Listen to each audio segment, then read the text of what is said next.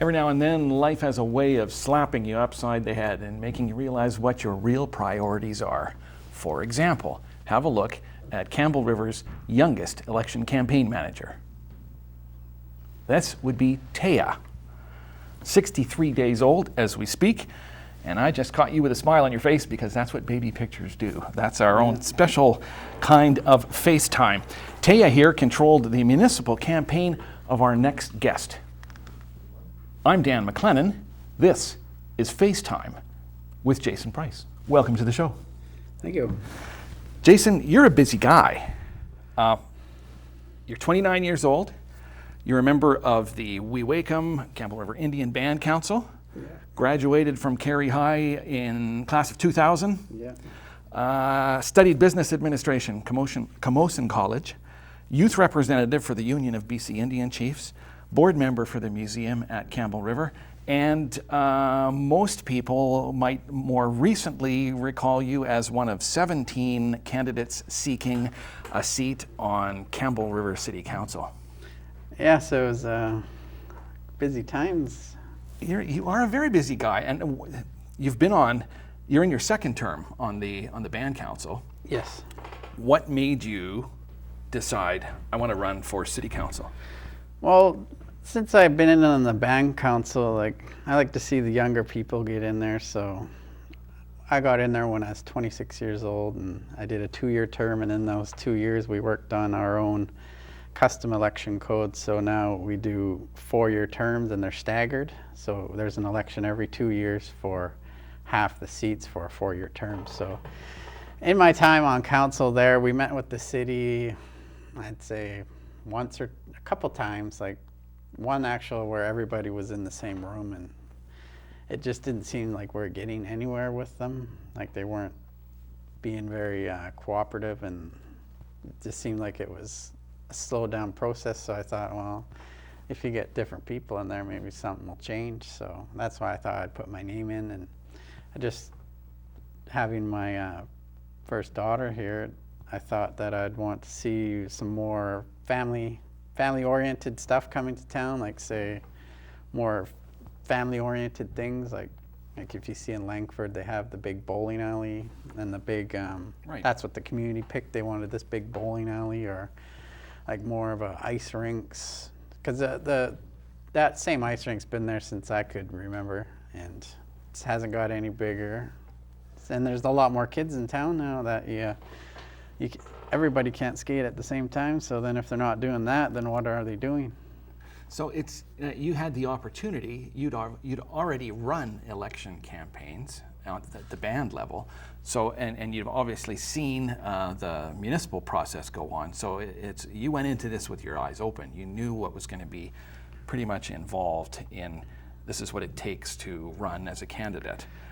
Were you expecting it to turn out? Well, let's just talk about the election itself. How did that go for you? So the election for the municipal it's a lot different than on the band council. Like on the band council, it's just a small group of people, and everyone will just kind of, where you're walking around, they'll see you and say, hey, I'd like to see something like this. So you're like, okay, and then you don't really. The sign thing was different for me, like putting the signs up, and I was like, oh, wait, putting your picture out there, and yeah. So it's a little kind of weird at first, but it's just how it's done when you're doing the municipal, because you have 30,000 people that you have to try. That's right. Part of that process was the message that you came into Shaw to do, as all the candidates did. We've got a clip from that, I think.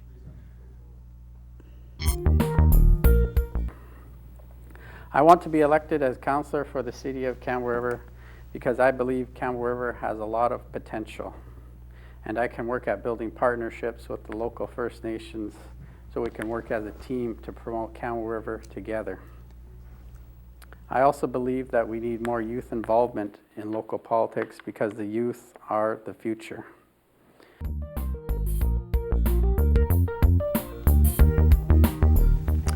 Youth of the future. Well, you went above and beyond that by running a campaign while you were expecting your first child. Yeah, it's take me back to that moment where you decide, I want to run a campaign, but at that point, I'm thinking you already know you've got someone on the way. Yeah, so I just kind of decided one day, I was like, I didn't really tell anybody. I was like, yeah, I'm just gonna go do it. So I just went up to Municipal Hall, filled out the paperwork, and then I told my fiance that I was running, and she's like, wow, kind of like, But that sounds dangerous. Yeah, so I spent most of the time at home. Like, I couldn't be everywhere, so like I couldn't do any of those door-to-door visits, or just I went to the ones that I could go to that didn't take up too much time, where I still had some time at home to spend with the wifey there. With the expectant mother, Shandell Jameson. I should have mentioned her name earlier, since she's largely responsible as well for that beautiful little girl we saw a moment ago. You've got work responsibilities. You've got responsibilities at home, and somewhere you're trying to run an election campaign, which is a different election campaign than the type you've run before.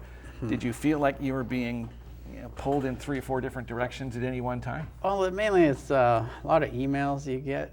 You get a lot of emails from different people about all these questions and what's your thoughts on this. But with the campaign advertising, my mother and a bunch of my family members helped out quite a bit, where she'd do get all the advertising ready for the paper and writing out letters to try campaign some money to pay for these advertisements. And so I got a lot of help from a lot of people, and it made it a little bit easier. But since I'd done it once now, I kind of know what to expect. I didn't know anything what to expect when you're doing all this, because then you figure out, wording for what you want to word it. You got to be careful on what you say, and any little word, if you're not talking with the person, they might read it and think something else, like little things. The nature of politics. All words are dangerous. Yeah. And even in a town this size, it's a complex process, just trying to maintain the ads, the appearances, the message, the signs, and whatnot. Did you, case in point, November 7th, you walked into a campaign that was different too than municipal campaigns we've seen in the past, at least in terms of the number of all candidates meetings. It seemed like this past election campaign was the year of the all candidates issue forum, whether it was business development or it was Campbellton First. November 7th, I'm sitting in the River City Players Clubhouse Theater. It's like a quaint little place, and all these candidates are filing in, and there's 17 for council, and we've got 4 running for mayor, so there's candidates everywhere, and we're about to get started, and I'm counting heads, and I'm coming up 1 short consistently, and I know my math skills aren't great, but I'm thinking there's somebody missing. Who? And then suddenly, it's Jason. Jason's not here. And right away you're thinking, not good for him to miss an all candidates meeting. And then eventually, the master of ceremonies tells us, Jason was unable to make it this evening as his wife is experiencing labor pains. And of course the whole audience goes, okay.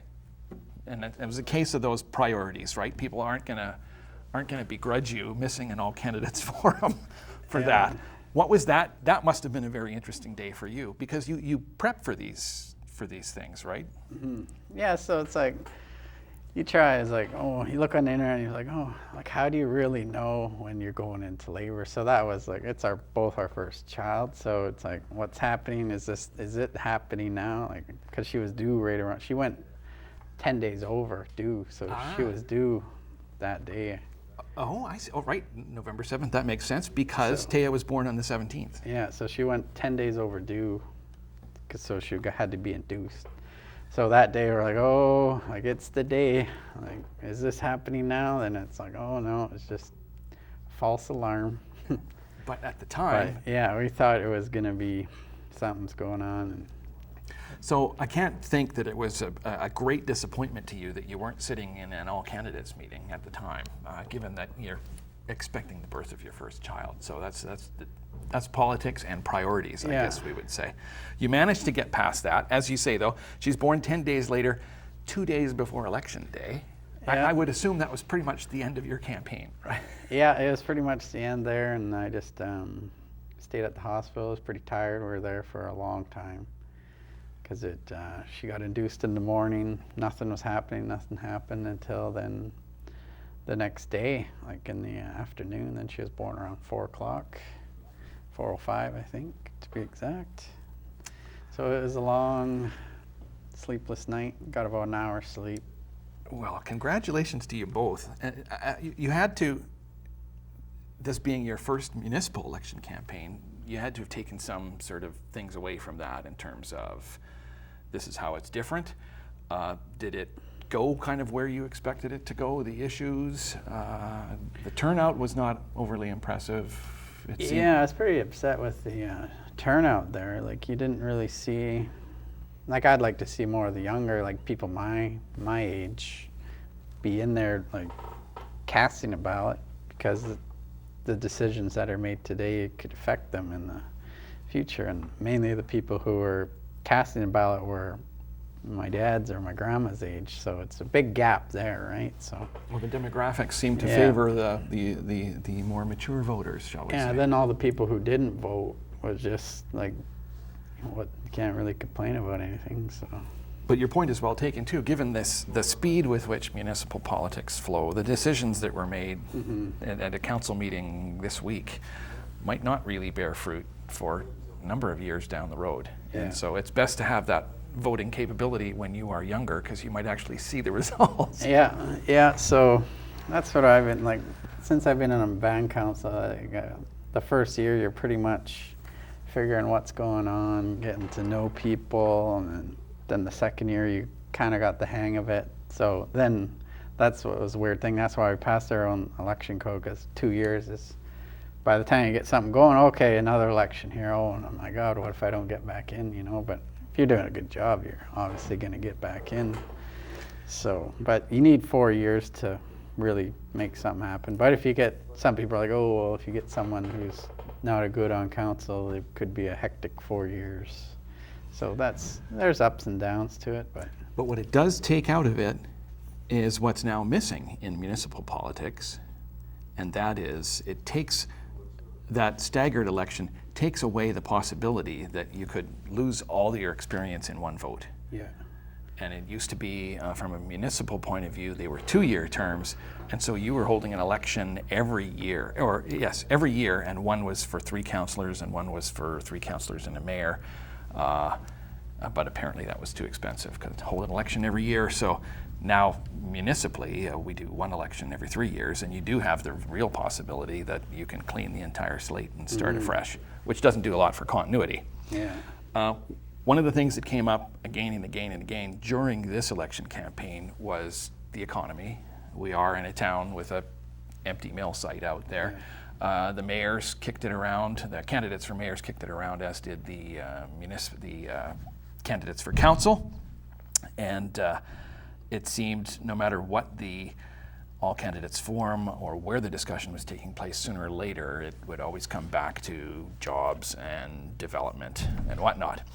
So you talked a fair bit about that as well, in terms of that need for partnership between the city and the band to help bring along that concept of economic development. Maybe there's things we can do together. Our intrepid streeter team on Facebook, or on FaceTime, now I'm getting confused, went out to the streets of Campbell River just last week. You might see snow on the sidewalks, and asked for your opinion. The question was, how should the city and the Campbell River Band work closer together to bring development to the city? Here's what you had to say.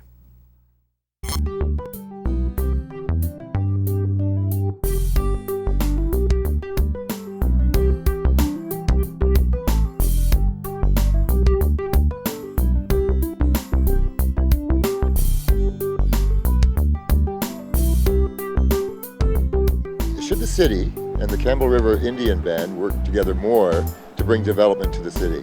Oh, for sure. I think it just makes sense that the 2 groups work together. I don't have any more to say.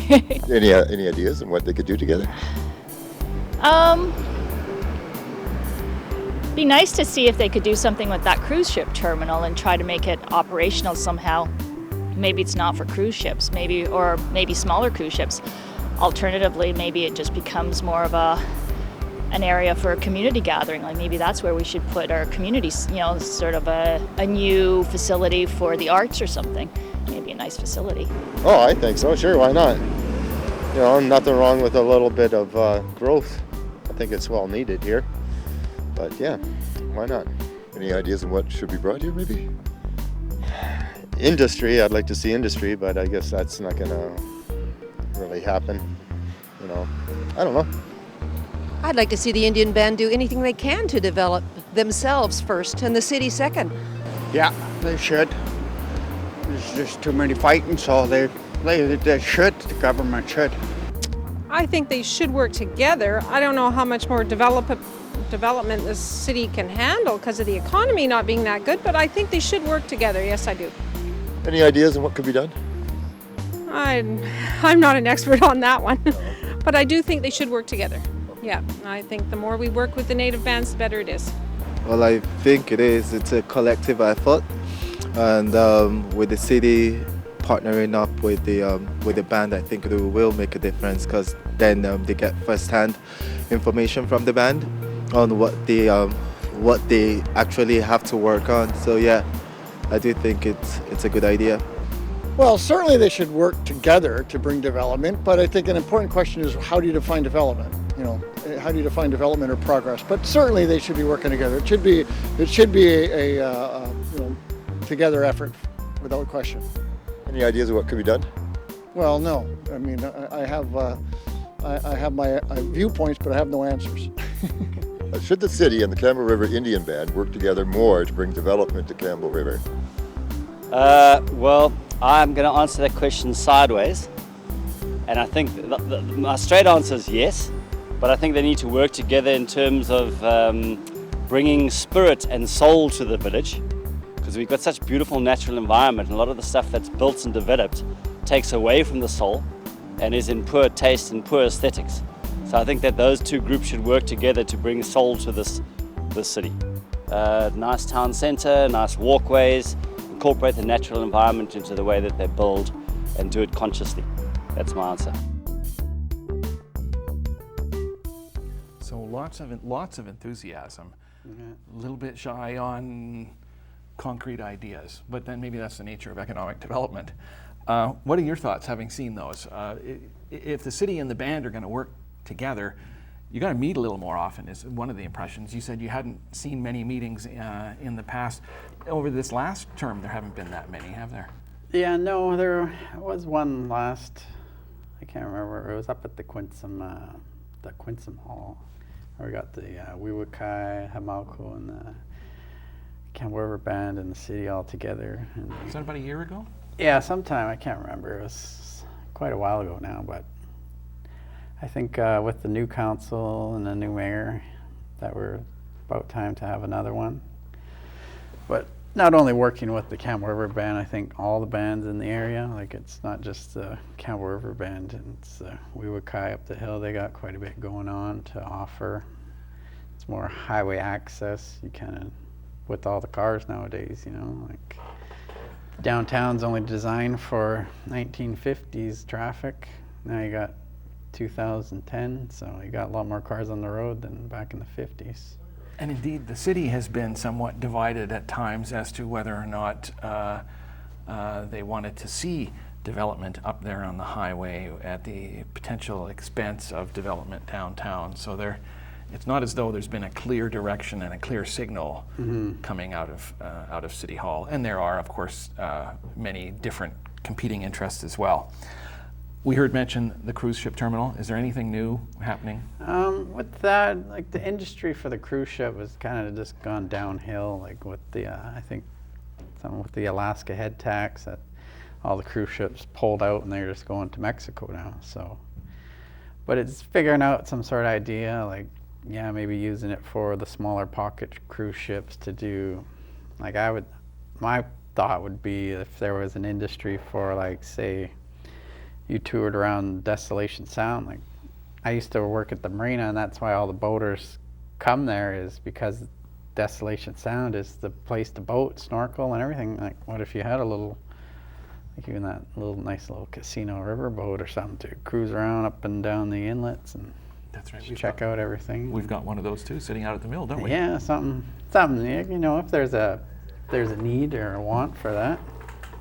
So we need more ideas, and we need something to start paying off to show an example of how the city and the band can work together. Yeah, so we just need the ideas, and then finding some investors, somebody who wants to put some money down on that.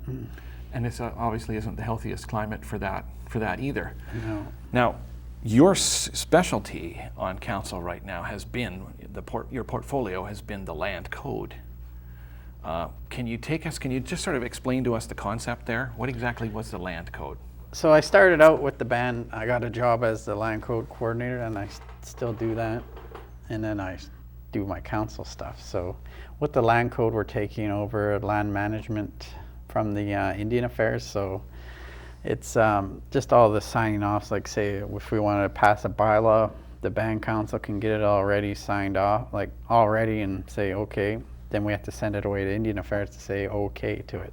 So it's just a big, or if you do a lease or whatever you're doing on your land, like towards management, it will be controlled at the, we put it, and you write your own code, so you got to have all these certain clauses in there. And on ours, we wanted the community to have control. So if we wanted to do a residential or a commercial lease, say for 49 years, we'd get all the paperwork ready. And then in order to ratify it, you'd have to send it out to the community. Everyone votes on it. If majority votes in favor, then it's passed. If not, then it's not just the band council saying, yes, we're going to do that.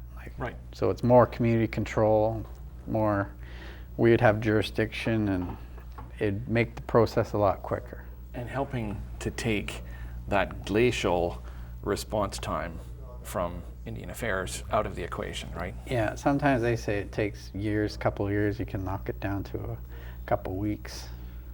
Now, process got in the way. You're trying to develop a more community-based form of democracy, but there are still rules. And so you held the land code vote, what was last year? Yeah, in June there, and we did the vote, and people just kind of weren't fully understanding what the concept actually is. Like, it's not the council that's in control, it's the actual community. So a lot of people just, like, rumors fly. So we had 94 people say yes and 92 say no. So we had majority say yes, but with the legislation of the First Nations Land Management Act, you needed 25% plus one of all eligible voters. So we needed about another 30 more votes to pass it. So essentially that process, that vote was not the definitive decision that you wanted it to be. So where have you gone from there? So from there we went to more educating the community more about what it actually is. We looked at the land code and say, well, anybody want to change anything? So we made a few clauses that we changed that could tighten it up, but now we're just kind of being held back by Indian Affairs again. Like, they want to do a few more things, like with surveys and whatnot that are kind of unknown. So it's just working out those now. And so I was like, well, what would happen if we passed our first vote? Why now? So it's like, that's why we want to get away from that. It's just always holding you back. So at this point in time, you don't have the next vote scheduled. No. You're trying to work up towards that. Yeah, we want to get all our stuff done, get our land code signed off, finished for the community, ready to vote, and then all we have to wait for is Indian Affairs to do their part. So now, while we're on the topic of land, housing is an issue. Yes. The band has acquired land from Timber West that runs along the, I guess we'd say the south bank of the Campbell, next to, across Maple Street from the Quinsam. Mm-hmm. You've got that. It was band land before, yeah, and now you're trying to get it added or re-included, shall we say, with reserve status. Yeah. That's another process you go through Indian Affairs for that is not exactly speeding along. Oh no, it's been a long time now. I think before I even was on council, they had that property, and just in the last little while, it seems like it's making progress. And then the people who are actually the heads at Indian Affairs are working on, oh, well, they got transferred and they're somewhere else now. So then you get a new person, and you're like, wow, what's going on here? Like, you're wasting all this time. It's so easy to take it out, but to put it back in, it's a long process. So no light at the end of the tunnel there yet, so far as you know. It should be happening soon. Okay, we can hope on that one. I cross my fingers, say another year or two. Okay, you also mentioned, and we touched on this a minute ago, getting the youth involved in the local political process. Do you have any ideas there? Because if you did, you know, you could write your own ticket in this world if you could find a way to involve the youth in the political process, because they are the missing element. I think just trying to relate it to their day-to-day stuff, what they do, like at the schools, like starting, I'd say like in the high school from like say grade 10, 11, 12, to get the teachers to let the kids know, or even in middle school, just to say, oh, this is how it affects your day-to-day life. Like maybe some of them catch the bus, like, well, just recently the fares went up, so maybe the young kids will think, oh, that was 25 cents, Jesus. You know, they need a topic. They need something that will kind of, where they know it's affecting them. Or say for skate parks, the city would say yes or no to those. Or recreation areas. Maybe that's the trick. Like they might not know who actually is in charge of that. So it's part of an educational process. Unfortunately, this educational process for me is coming rapidly to a close. We've pretty much run out of time. I'd like to thank you so much for coming down here to be guest number 2 on FaceTime. Yeah, it's a pleasure. My guest has been Jason Price. He's a member of the Wee-Wee-Kai First Nation Band Council. Wee-Wee-Kai. Oh my goodness, Wee-Wee-Kai, my apologies. Also known as the Campbell River Indian Band. Thanks for correcting me. Keep me on my toes. Speaking of keeping me on my toes, some other business to take care of. Viewer comments, our very first viewer comment section, and thank you for sending in viewer comments. We have, from Facebook, James Forsyth said, well done, great show, good information, ideal medium for distribution. We like viewer comments like that. From YouTube, someone by the name of Beluga Sandwich says, I haven't lived in Campbell River in a while, but I remember the old Spanish Inquisition. I'm glad to see that it has a post-buyout successor. A few observations. Your lighting is quite dark. You've noticed that too. There are times where Dan and Walter looked like floating heads. Also, your audio level transitions were a bit slow. Looking forward to more FaceTime. Iron Ring Bound says, thumbs up, an excellent interview of a person now leading a location that is near and dear to my heart. Great show. And L. Flynn sent us an email saying, thank you for giving time to some local community government discussions. Hope Dan can continue to interview our local decision makers. And while we're talking about viewer comment, here's how you get a hold of us. We can get that graphic up there. Please visit FaceTime at facebook.com/FaceTime for you. That's the number 4, FaceTime for you. Like us, leave us your comments, tell your friends about us. You can also email us at face-time@shaw.ca. And so ends FaceTime Volume 2. Join us next for some FaceTime with Pat Bell, Minister of Jobs, Tourism and Innovation. He's going to be in Campbell River shortly. In the meantime, I'm Dan McLennan. Thanks for sharing some FaceTime.